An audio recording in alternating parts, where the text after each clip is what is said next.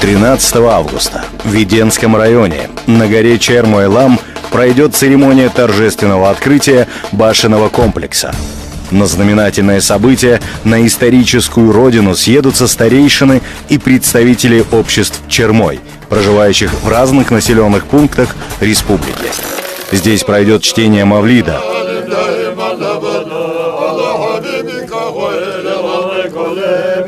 посещение древнего кладбища на горе Чермойлам, а также культурная программа с игрой на музыкальных инструментах и вокальные номера.